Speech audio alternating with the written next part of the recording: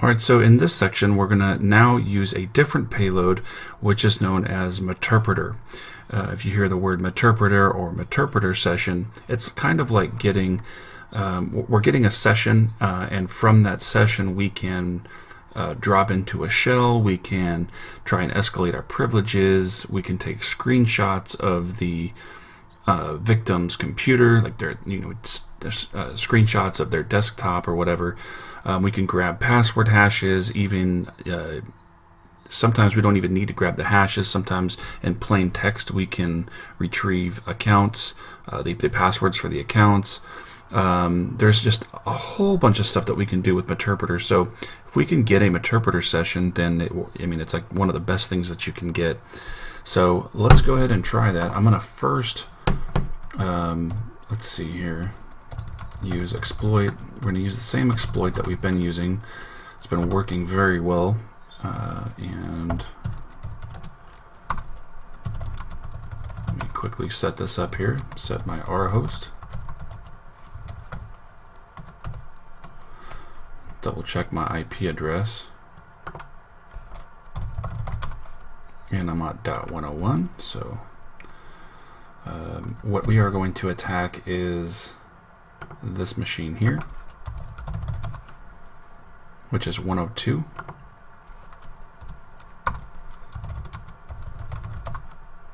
Alright, and we are now going to set our payload. So if you already picked up from the last video, if you still have everything loaded, that's fine.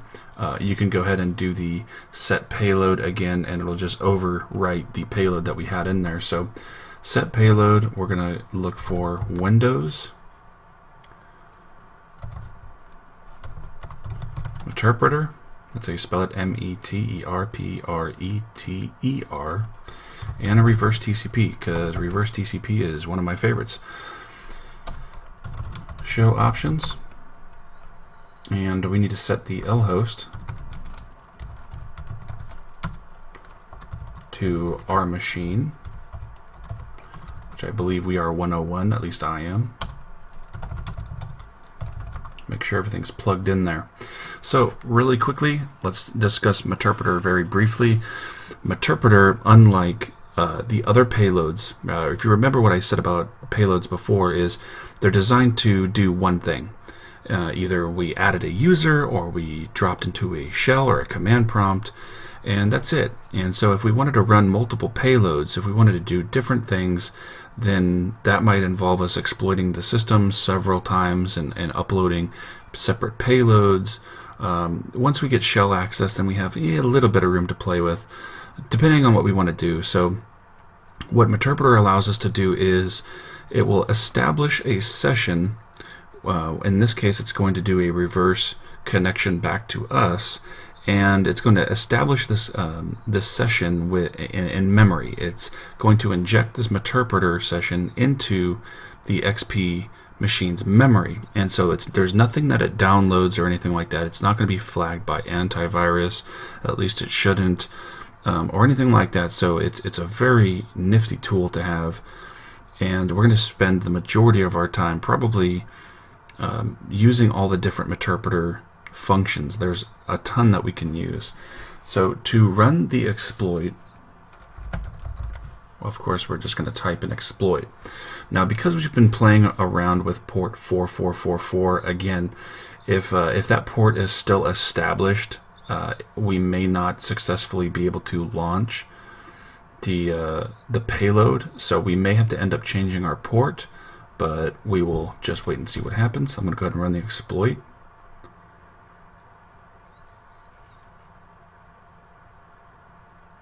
Alright, cool.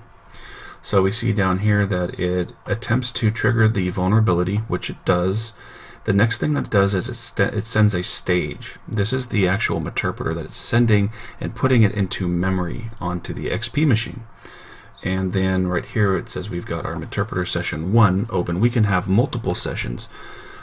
We can run multiple exploits and have multiple Meterpreter sessions open.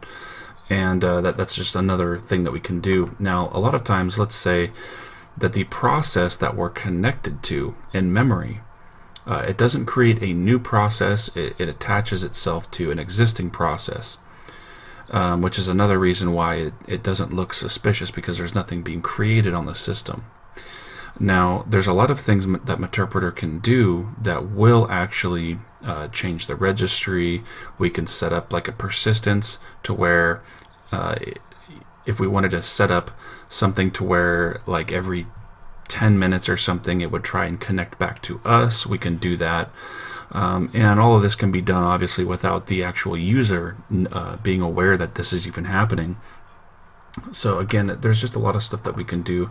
And so if we do a question mark, we can kind of get an idea of some of the stuff that we can do, which we're going to go through some of these. We're not going to go through all of them. And there's also extra modules that we can load into Meterpreter that will extend its functionality, which is pretty awesome. So some of the things that we're going to be able to do is we're going to be able to gather more information about the system.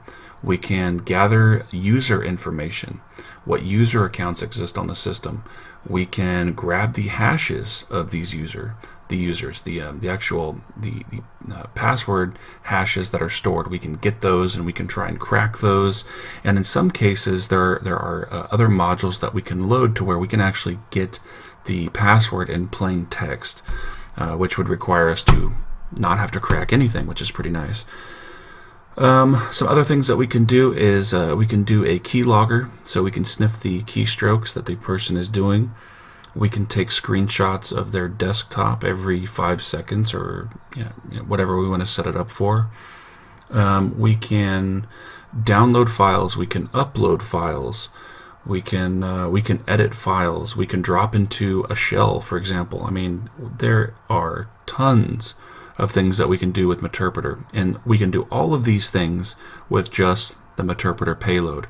So instead of having a payload to add a user, having a payload to drop into a shell, all that's gone now, because we can now use the Meterpreter session, which is awesome. So that's just a brief little quick introduction into Meterpreter, and in the future videos we're going to go ahead and use Meterpreter.